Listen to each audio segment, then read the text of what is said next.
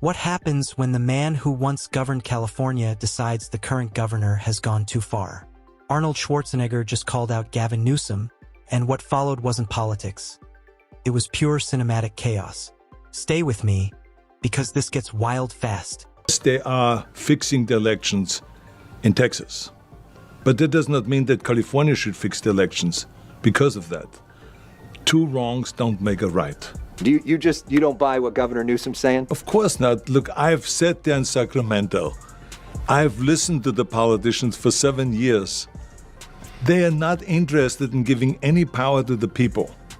The only interest that they have is to take power away from the people and grab it themselves. So this gives them a great opportunity by saying, oh, we have to fight Trump.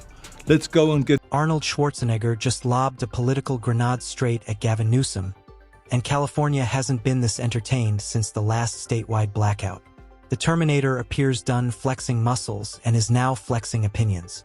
And here's the twist, Newsom might be wishing Judgment Day stayed on the movie screen. Because when a former governor speaks up, it's not a policy debate anymore. It turns into a full-blown cinematic roast, fueled by bravado, oversized energy, and chaos only California politics can deliver. We're dealing with a myriad of issues. I was just talking to Josh Green, the governor down in Hawaii, who had some ideas around some land use concerns he has around speculators coming in, buying up properties, and the like. So we're already working with our legal teams to move those things forward, and we'll be presenting those in a matter of days, not just... Before we go any further, hit like and subscribe, because skipping this would be criminal. California might need a new state anthem after this, because Arnold just remixed the entire political soundtrack. The man who once fought killer robots is now battling modern bureaucracy, and somehow Gavin Newsom became the final boss. Things officially go off the rails when the Terminator looks at California and basically says, "I'll be back. Maybe after the taxes cool down." You know, it's like there's some challenges all over the world. Los Angeles has its challenges, and I hope they solve the challenges very quickly, and that the federal government and the state and the locals all can work together in solving those problems. I'm sure you're glad you don't have to be a decision maker anymore, or do you wish you were? I would be more than happy to make those decisions. It's almost poetic. A Hollywood action star turned governor turned global environmental crusader facing off with a politician whose hair looks like it has its own campaign manager. You can practically smell the ego in the room. A strange blend of cologne, ambition, and broken promises drifting through the air. What's your view in terms of what should happen nationwide when it comes to redistricting? Well, first of all, in California, it's a big mistake to go and to dismantle and to basically kind of get rid of the independent redistricting commission under the auspices of we got to have more power than the Republicans, and we got to fight Trump. Arnold didn't just criticize Gavin. This was a full performance, the kind where you expect him to lean back, light a cigar, and tell California it needs fewer committees and more discipline. When a former governor who once ran the state on charisma and confidence starts lecturing the current one, the drama becomes juicier than any Hollywood reboot. I got much further when I was governor by working together with the Democrats, by letting them know they're not the enemy, that I am a strong believer that if we want to go and make California successful or America successful, we can do this the best possible way by having Democrats and Republicans work. Because Gavin Newsom isn't just a politician anymore. He's a brand. His hair has more structure than the state's budget. His speeches sound like TED Talks crafted by consultants paid in oat milk. And yet Arnold is the one bringing heat, pointing out the disorder in the same state he once ran like a strict gym coach with executive authority. It's about the United States of America. He doesn't believe in that. He believes in the red states. He's going after, it's a war. He's a wartime president. He's the head of a war party. War on women, war on voting rights, war on Hispanics, a war on this state, war on institutions, war on history. I mean, this is serious. This guy's trying to get a Nobel Peace Prize. That's what he's going to try to say tomorrow in Alaska, that he's the big guy trying to find peace, really? When he's bringing war to the American The funniest part is Arnold probably didn't even plan to shake things up. One offhand comment and suddenly Sacramento started rattling like a fault line. The man clears his throat and political analysts start treating it like scripture. You could feel the collective eye roll from miles away. Meanwhile, the governor who keeps assuring everyone that everything is fine suddenly found himself roasted by the only man who could turn climate policy into a summer blockbuster pitch. Even Hollywood elites seemed confused about whose side they were on. One represents brute force, the other inner balance. Somehow, both claim they're saving California. The timing couldn't have been better or more absurd. To fight for democracy and to get rid of your democratic principles. It doesn't make any sense. Nothing against Newsom. We don't have a fight over this at all. Yeah, because you guys met. What was that like when you guys met together? It was a wonderful meeting. He told me what he felt. I told him, I said, I totally get it, because this is what you need to do to be the leader of the party. I totally get it, but I'm not a party person, I said. I'm a people's person. I always will fight for the power. Newsom has been strutting as the golden child of progressive politics, teasing national ambitions, when suddenly Arnold swings a verbal dumbbell straight at him. It's like karma showed up wearing a leather jacket. Arnold's message was clear: when I ran this place, sure, it was chaotic, but people could still afford rent. Newsom is probably wishing for an invisibility cloak right about now, preferably made from recycled scandals. Naturally, the internet exploded. X split in half. One side applauded Arnold's boldness. The other defended Newsom like he was California's last avocado tree. Memes multiplied faster than housing prices, and somewhere Elon Musk was probably enjoying the chaos. One side felt like an action movie, the other like a documentary insisting everything's fine while the lights flicker. Lastly, Brad, what's Arnie the Terminator up to in California? So he's upset now about gerrymandering in California and in Texas. There's basically this big back and forth that's going on where in Texas, Republicans are planning on doing mid-decade gerrymandering, which is redrawing the legislative districts to give yourself more seats in Congress by kind of choosing your voters. This is something Democrats have historically been against and wanted to ban, but now they're saying they will do it too in response. So Arnold's criticism wasn't just political, it felt personal. You could tell he still cares about the state, like watching someone drive past their old home and seeing it fall apart under new ownership. He probably tried to stay quiet, but there's only so much disorder a man can watch before his inner Terminator activates. Newsom played it cool, the classic California move: smile, deflect, and talk about innovation. But getting called out by Arnold Schwarzenegger isn't something you just shrug off. Arnold doesn't do subtle. He drops criticism like a weight plate. One's built like a tank, the other like a luxury electric vehicle. And Californians know which one struggles more when the road goes downhill. Arnold is out here criticizing Trump and Gavin Newsom for doing it.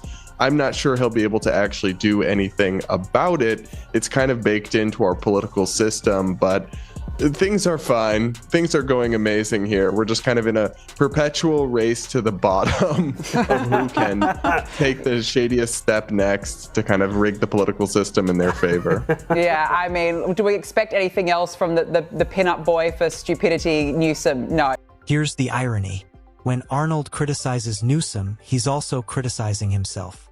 He helped create this circus. He's the original architect of celebrity politics in California. Without him, Newsom might still be practicing speeches in front of a mirror. It's a full-circle moment. The pioneer scolding the sequel. The irony is thicker than a protein shake. California turned governance into entertainment, and now its past and present are battling for screen time. It's like The Expendables, Sacramento edition. Newsom is probably rehearsing a response, but how do you clap back at someone whose existence is a meme? You can't outcool Arnold. You can only hope the next crisis distracts everyone before approval ratings melt in the California heat. Even Arnold Schwarzenegger is against what Gavin Newsom is doing in California. And that should tell you something. Here's what's going on in California if you don't know. Gavin Newsom is pushing a plan that would weaken the state's independent redistricting commission. The commission was created to make sure that election maps are fair. No political party rigging the lines. But Newsom's proposal could give more control back to the politicians. And that's where Arnold comes in. Remember, Schwarzenegger is a Republican, but he's not necessarily a Trump guy. Yet even Arnold Schwarzenegger says this move by Newsom is... Arnold's words hit hard because they came from experience. He understands California's chaos. He also knows when leadership gets too complicated. His message was simple. Stop treating the state like a social experiment. Sometimes you just need to fix the potholes. Californians don't want inspirational speeches while their cars sink into the street. They want results. That's why Arnold's jab stings. He's not mocking policy. He's mocking the entire aesthetic of modern politics, where leaders look flawless and sound inspiring but can't keep the lights on. That mix of absurdity and sincerity is his secret weapon. Even when he exaggerates, it somehow feels more real than half the promises being made today. Governor Newsom, over Newsom's redistricting efforts, actually explain to us how Schwarzenegger is planning to fight against Newsom. He's back. The former governor of California, he's back. He has a beef with the current governor, and he says democracy is at stake. Schwarzenegger is angry with Newsom for planning to redistrict California, who are doing that in response to the same. The media went into full frenzy mode. Headlines everywhere. Commentators breaking it down like a heavyweight fight. One side praised Arnold's honesty. The other dismissed him as outdated. Meanwhile, the rest of the country watched, wondering why California insists on turning politics into binge-worthy television. Arnold also exposed something deeper, the state's identity crisis. California wants to be everything at once, moral leader, climate hero, tech paradise, yet can't figure out affordable gas. Arnold said what many were thinking. Maybe fix California before trying to fix the world. Facts fade fast, but charisma sticks. And in that arena, Arnold is still undefeated. But, Christian, you know, you're in California. I have a lot of people here in Australia talking to me about Gavin Newsom, asking what I think about him. And I feel like this is one of those moments that's very revealing about the guy's character. I mean, if he's going to be so petty about this, you know, is everything just going to be this political fight, turning everybody into either friends or enemies?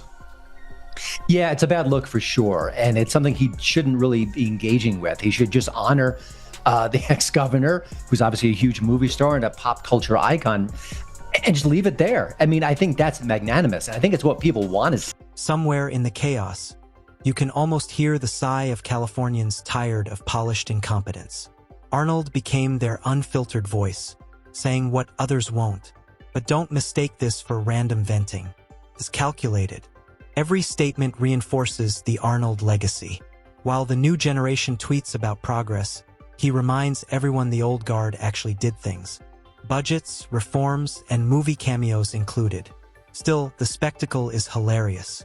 Two wealthy, photogenic men arguing over who loves California more. A beauty pageant for politicians who refuse to age quietly. One has the tan and teeth. The other has the muscles and memories.